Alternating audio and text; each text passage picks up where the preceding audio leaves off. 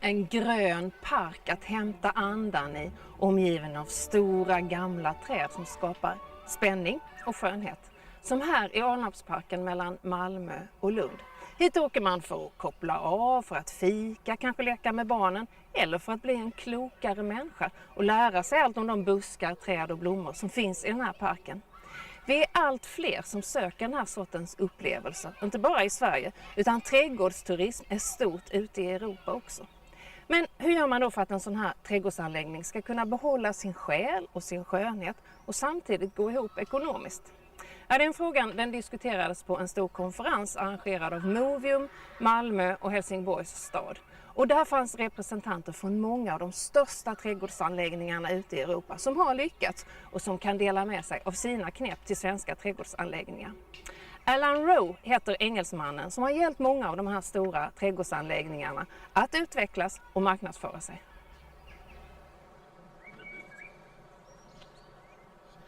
If we look at trends in tourism, there's a trend towards short holidays, themed holidays, constructive holidays, not just lazing around on the beach sleeping, but a little bit of constructive education, event holidays, very much places are putting themselves on the maps through events, and flexibility. People are putting together their own holidays, particularly through using the internet.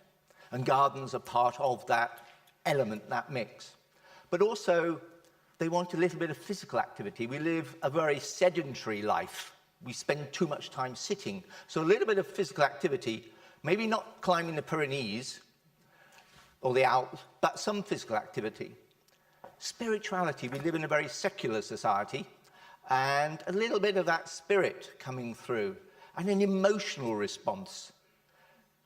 Nature and the environment, and wildlife, and the whole feeling of well-being and wellness. So all of these are trends which have a direct relationship to gardens.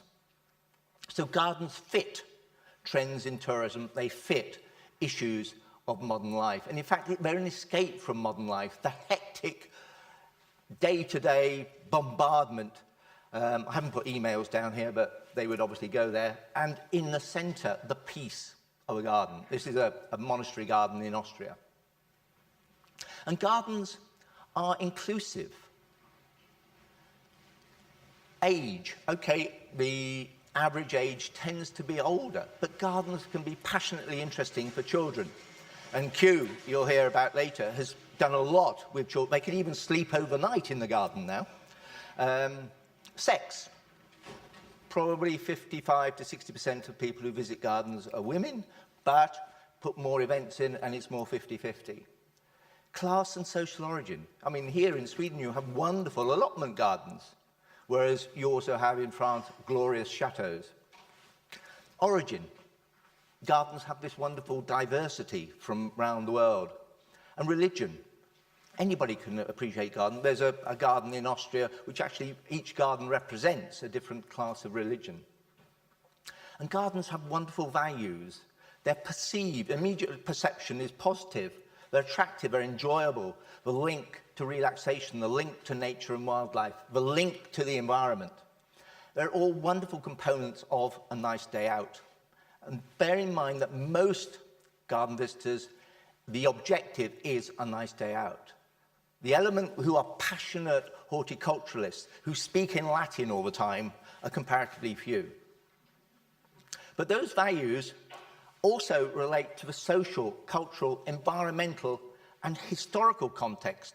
But even then, they still have relevance today. Det gäller kanske först och främst att veta vem man vänder sig till. Vilken är målgruppen? En som vet allt om den brittiska trädgårdsbesökaren är Malcolm Tennesson. Han har gjort en marknadsundersökning om just det här. Och vi svenskar är nog inte helt olika.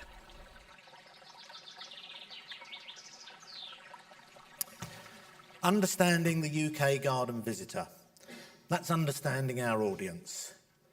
What knowledge underpins our audience plan? Let's think of some key words. Who, what, when, and where. First of all, who? The profile and characteristics of our visitors. In the UK, 54% are women and 65% are aged 45 plus, compared with 50% of the population. Many have memberships of our national organisations like the National Trust, the Royal Horticultural Society, English Heritage and local garden societies. In terms of who do they visit gardens with? Next, what? The type of gardens you offer. In Sweden, like England, I think you have a rich mix of gardens, landscapes and parks. What facilities do you have? What prices do you charge? What do visitors spend when they visit a garden? When? Of course, we have seasonality, but which days of the week do people visit? And there are regular and occasional visitors. In 2007, in England, 51% of visitors to gardens made more than 6 visits to a garden in a year. And where? Where do potential visitors find out about the gardens they visit? Where do they travel from? I know you travel long distances in Sweden. You don't always do so in England. In the UK in 2007, 55% said they will travel over 50 miles, and even 34% say they will travel over 75 miles to visit a garden. So we come to the final word. Why do people visit gardens?